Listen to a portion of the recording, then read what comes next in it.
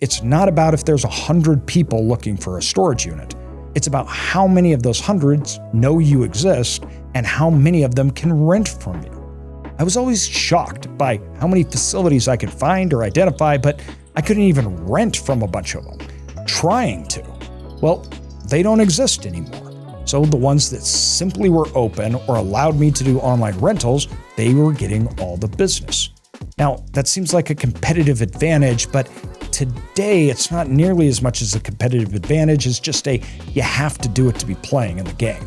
A lot of the times, this is actually what is weak with the storage facility owner, and it's really still mom and pop. And you can come in and make small adjustments to these things and dramatically increase the outcome.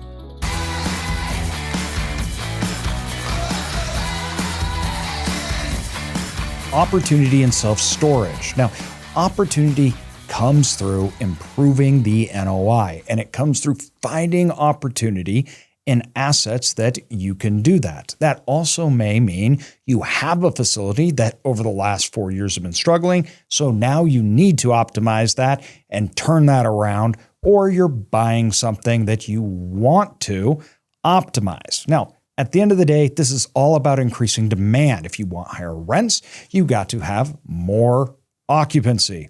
Markets change and shift. You may have been in a market that has gotten lower. So how do you compete? It doesn't matter if you're looking for a new facility in a new market, just getting started out. You own facilities in markets, you're developing. All of it centers around this core theme, and that is demand. Overall market demand, yes, but demand through operations. How do you change that demand within your own storage facility? And how do you find ones in which you can? Today, I'm going to walk through what we do to move that occupancy up. Now, I'm going to share some examples from 3 different baskets. Now, these 3 different baskets are facilities that over the last year, which is an important marker because going through different ranges and cycles throughout self-storage doesn't make sense when today's market's totally different. Out of these 3 baskets, there's 3 different types. This should give us a really good range and understanding of what's going on and how these things that we're doing through operations allow us to change our occupancy, therefore ability to increase our rental rates. This also gives you an idea of the things you need to look for when trying to find an opportunity. Once again, it all comes back down to demand.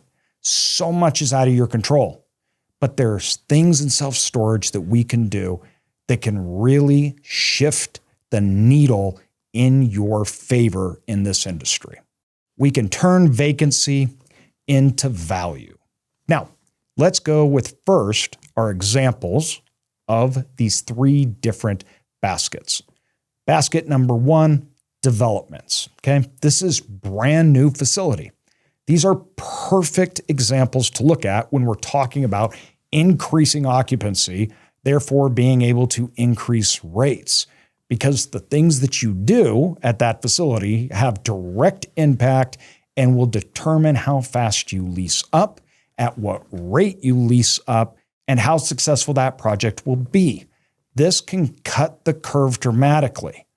From an operator that can fill up a facility versus one that can't, that's the difference between success and failure. Now we have fill-up facilities. So first of all, you may be looking at opportunities. Should I develop? Or should I go for this other basket, which is fill-up facilities? We see a lot of these. These were facilities that were developed, but they're not fully leased up yet, and they're on the market today. Or ones that have been struggling with occupancy, so occupancy is really low. So they need to be leased up. They need to be filled up. Then we have more of that stabilized facility that it's about optimizing.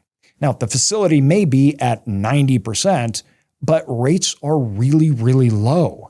In order to bring those rates up to market rates, you're going to have to get rid of a lot of your occupancy. You're going to have to shift and get those people that are going to move out because they're price sensitive, they were only there because it's cheap, to new tenants that are willing to pay higher amounts. So at the end of the day, that churn is resulting in your need to fill up.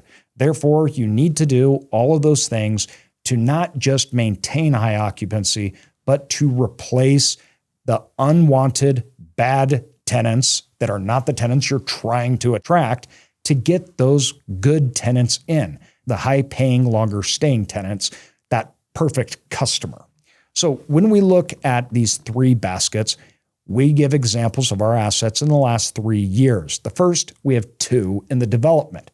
Now, these 2 were developments that opened up in the last 12 months to 13 months, both of them. Now, these were big facilities, and we were opening up in a time where markets had gone down. Rents and rates had been going down for the previous 2 to 3 years. That's a scary time to open up. And I'm not going to lie, we were really wondering what our fill up would look like and what rates would look like. Because at the end of the day, there's only so much you can do when the market is going against you. But we were confident in these markets. We were confident in these assets, regardless of the market cycle. Long-term and the value play was really good. This comes down to the first piece. That's quality.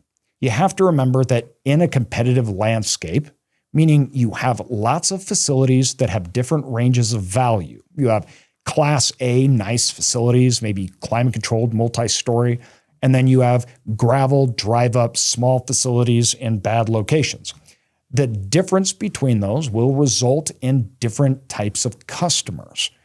Now, there may be more demand in a market for higher-end products from customers that are attracted to those. You need to understand, what customer am I going after?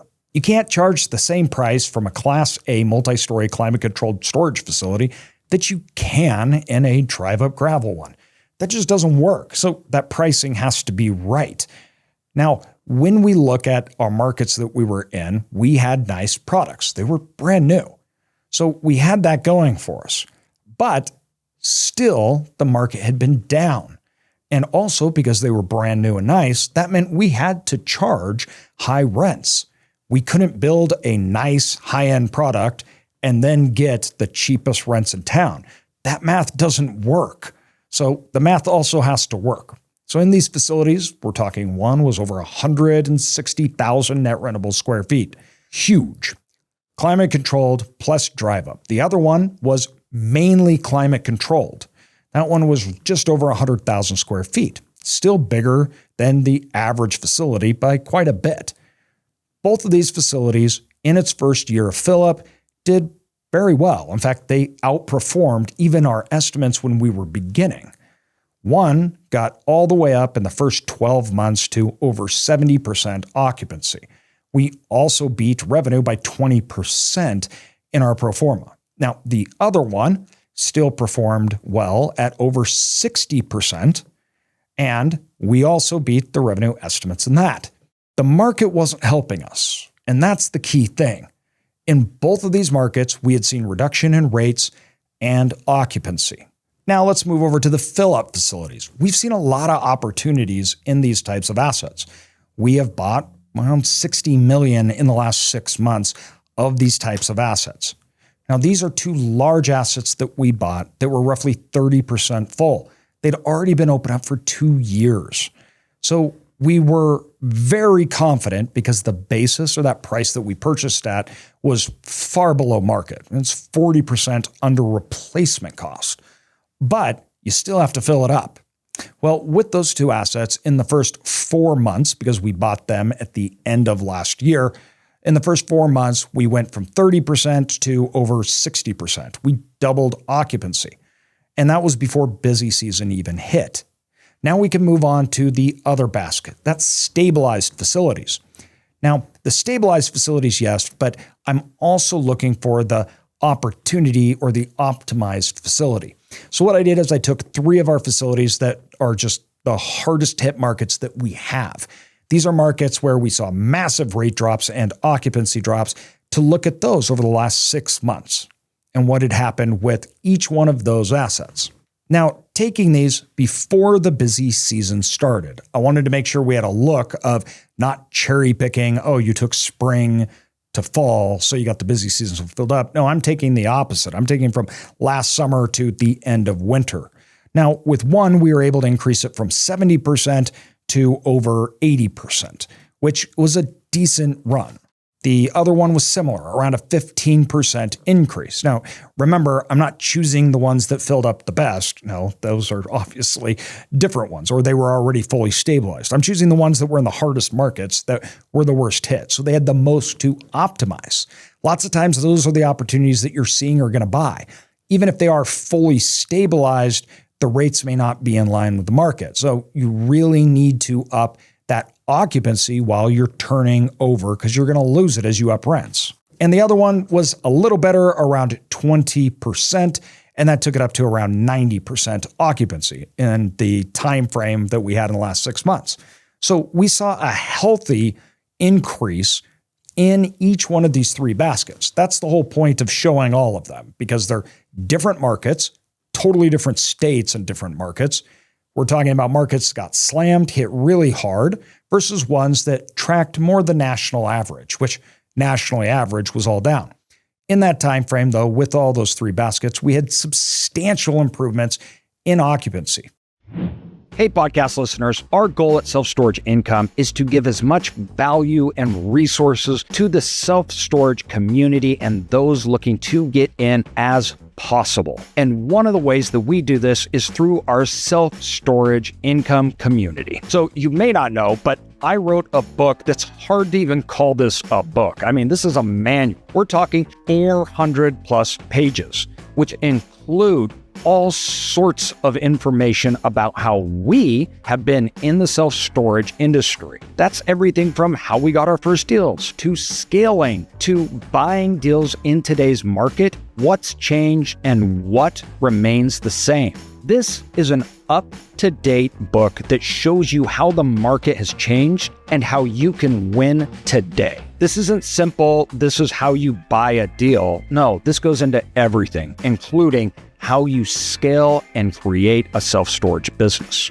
You can get a physical copy, an ebook, or the audiobook, plus free access to bonus content at the end of each chapter. You can get it today. It's available on Amazon and other platforms in which you can follow the link. It's also important to notice that during that time, you could say occupancy went up, but that's simply because you were dropping rates. Well, it was during the slow season, and we also during the same time frame did massive rate increases. All of that is to simply show the outcome of what is happening, to talk about the things that we did during that time frame, the very things that we did to these facilities to get this improvement. Now, yes, markets had stabilized. So we're not talking about this as if this was 24 or even 23 when markets were going the opposite direction. But they have stabilized and we're looking forward again. So the tools at your disposal when looking for opportunity are a lot better because you can put them to work as opposed to the last 3-4 years. That's what we're working on today. That's what we're working with today. And even during the slow season, we're seeing outcomes from doing these things. That's what's really important about this. So how to move from vacancy to value. There's a few things that we're really going to look at. First, your tech stack. And when I say tech stack, I'm just talking about the tech that you're using to run that facility. That could be software, marketing, different things like that. We're going to dive into that. The next part is the integration, meaning how all parts of what goes into managing a facility work together. Now, you may say, okay, AJ, but I'm not going to manage a storage facility. I have a third-party manager. Well, that's great, but you still do need to understand what that third-party manager needs to be doing to optimize that asset, or you're not going to hire the right one, or they're not going to be able to perform. So either way, you need to know it, whether you're doing it or a third-party management company is. What are the questions you're going to ask? How are they going to perform on those numbers that they're giving you? The third part to this is the marketing itself. So how are you bringing in those new tenants? And fourth is the in-house operations. Now, let's dive into first the overall tech landscape or your tech stack. Why that is important in a subject in itself. Well, that's because over 85% of all of our tenants come from online. So the tech that you use, meaning your website, your software, and everything else that goes into finding, onboarding, and optimizing that tenant and their rates is wildly important because that's where almost all of the tenants are found on the front end is through tech and the optimization all the way through. That's just how storage works today. So the components that we're using, if you were to look at it overall, we first start out with Tract IQ, which we've had on this podcast. Now, Tract IQ is important because it helps us understand the market that we're in. We can look at things like occupancy from competitors. We can track rates and what they've been doing and occupancy and how those align to see demand. More importantly, not just total demand, but on a per unit basis. I talk a lot about this. Individual units are products and tenants are customers. We got to do product market fit. What are you marketing to who and what are you charging? Supply and demand is different for each of them. Your occupancy and rates for a 5x5 climate controlled are not going to be the same as a 10x20 drive up enclosed unit. They're just different. Almost always, the vast majority, meaning 80% of your vacancy, will be concentrated in just 2 or maybe 3 units in the entire facility. So software like Tract IQ allows us to get our hands around what's happening and what we need to do.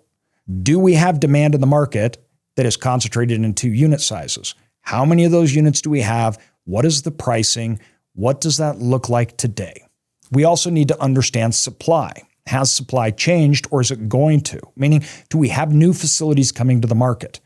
How's that landscape going to look over the next year? That's going to be really, really important to understand how you are going to spend your ad price and have the expectations over the next 12 months. When a new facility comes into your 5-mile radius, that makes the world a very different place. Now, especially in times like today when demand is not high overall, it becomes a bidding war. So they need to fill up because they have lots of vacancy. So they drop prices. That affects the market as a whole. You need to understand if that bomb is going to be dropped in your market. From there, we have our overall property management software system and our marketing and our digital marketing. Now, marketing's its own, and we're going to get to it. But the whole point of this is the absolute interfacing of it all, the facility and the customer and you as the business. This is where it all comes together.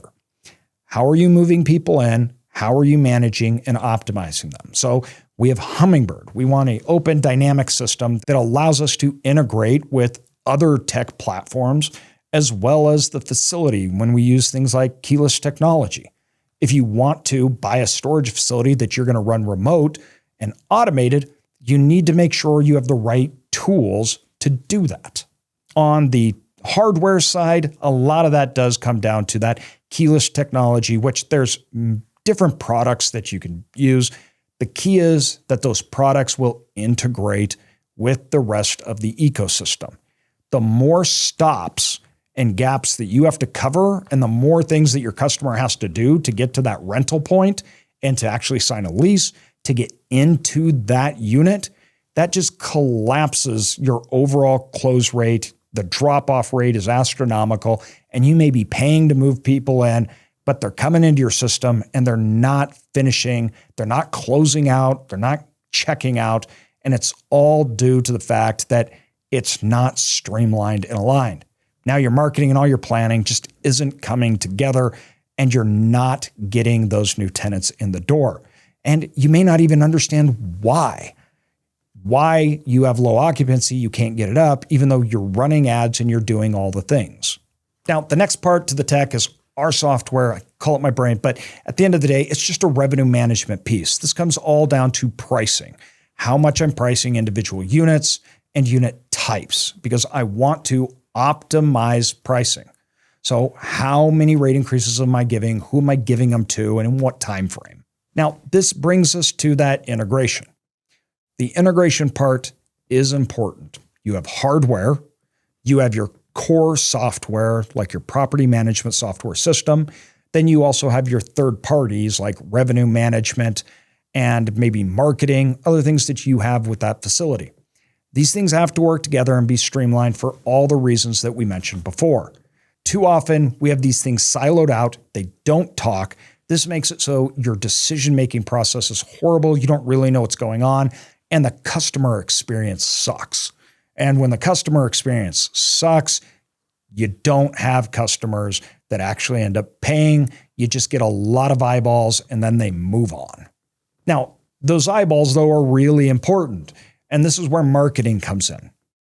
Marketing is the name of the game in storage. Now, marketing we can really break down into two different parts. You have your actual location, means your physical location, but your online location is just as important, if not more important today than anything else. At the end of the day, you got to remember, supply and demand, as we look at it, how many square feet per capita is there in this market? We look at that like that's distributed evenly, meaning, oh, there's 10 square feet per capita. But at the end of the day, to a customer, there's not 10 square feet per capita. There's only what they know that they can buy from. Meaning if you have 10 facilities, but they only know 3 exist, okay, it's not 10 per capita anymore, it's 3. Obviously, I know that the size of the facility is different. That's not how square foot per capita works out. I'm just making a simple analogy for an example. At the end of the day, if a customer looks online, there's 3 people that pop up and they don't know because you're on page 2 or 3, which no one ever goes to. It's as if you don't exist. So all that demand is concentrated more heavily on the 2 or 3 that people can see and know. So the online platform in which you use, how you're sending people to it, and if you're able to close people online or not, will determine how much demand you have individually. Because it's not about if there's 100 people looking for a storage unit. It's about how many of those hundreds know you exist and how many of them can rent from you. I was always shocked by how many facilities I could find or identify, but I couldn't even rent from a bunch of them, trying to. Well, they don't exist anymore. So the ones that simply were open or allowed me to do online rentals, they were getting all the business. Now, that seems like a competitive advantage, but today it's not nearly as much as a competitive advantage. It's just you have to do it to be playing in the game. Online marketing and ads, SEO, it's all important. Now, if you're starting from scratch, you don't have a national brand, you're not using a third party that has an established brand, you've got to do that SEO fight. You got to rank your facility. If you are in a small market and your competitors aren't very good, that may be a lot easier for you. Now, if you're in a big market with lots of competitors and national ones, that's going to be harder. And you got to put money behind it. You got to get your name ranking online. Now, the more competitive a market, the more expensive those paid ads are. But you almost always have to be doing paid ads. Once again, smaller markets, not as good of competitors, those ads will be cheaper and probably a lot more efficient and effective. But a lot of people are paying for ads.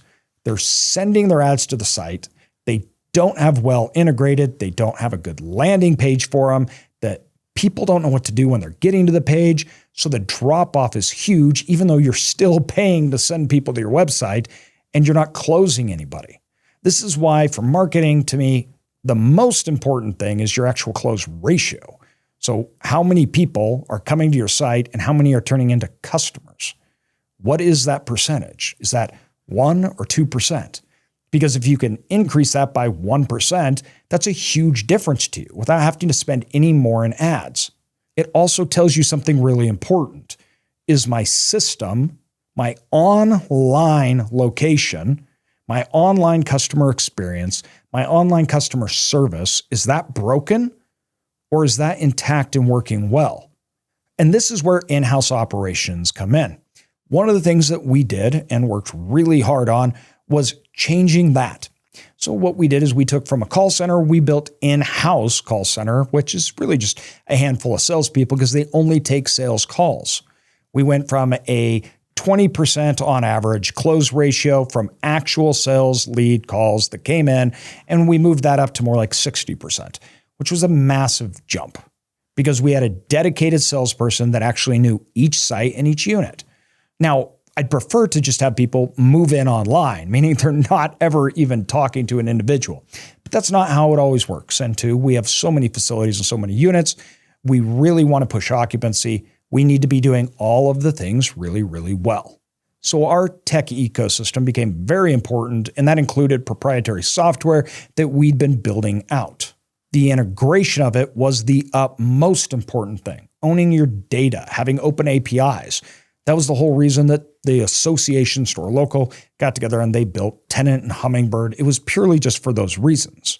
Your overall marketing, your SEO, ranking, and getting people to be able to find you and pay for a unit, close, rent online, that is necessary. It's not even optional in today's world. Not if you're trying to optimize, fill up a facility, increase rates. If you're buying a facility and you think you can do better, these are the things you need to do. Your in-house operations will back this. It will make sure the customer experience is good. It'll be constantly tweaking this. It'll be constantly changing and optimizing that overall process. The more you understand this, the more you can look and say, I have a third-party management company. Well, which one should I use? These are the questions you should be asking. The actual how-to to get to that end result that they're saying. And are they as good as other people in that environment? Because you're going to be competing with those people.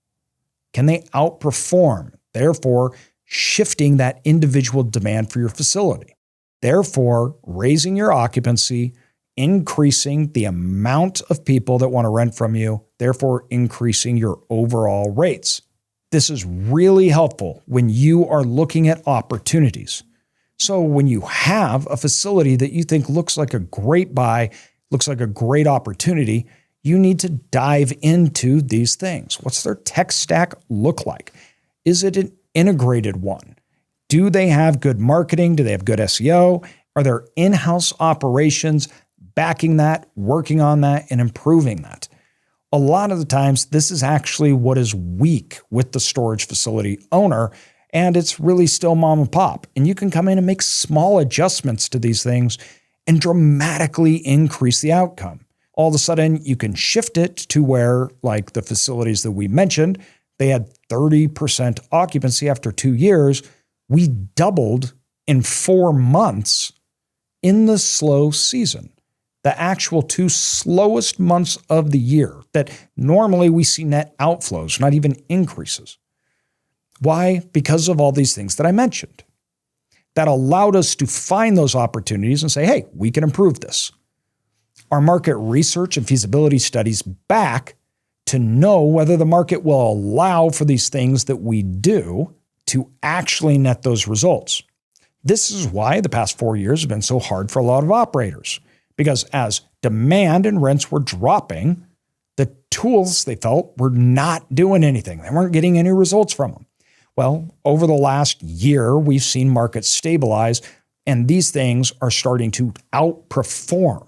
Over the last 3 or 4 years, we have spent tons of money, millions, on these things.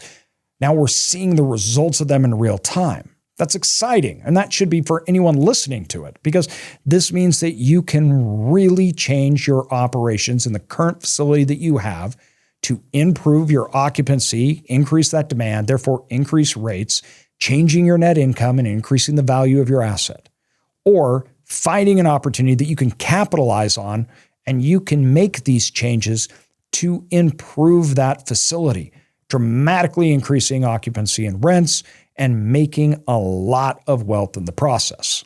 So at the end of the day, vacancy to value. Can you change that vacancy into value? Well, that's the question. Most people just look at the marketplace and they say, well, the marketplace, will it do it?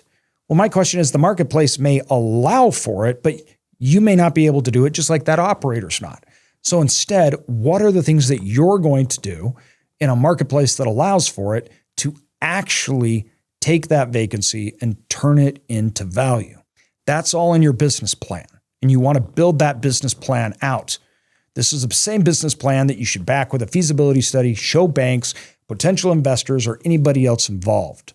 Now, A lot of these things you say, this sounds complicated and I don't understand it. Well, pretty much everything that I just mentioned, these are third parties that work together.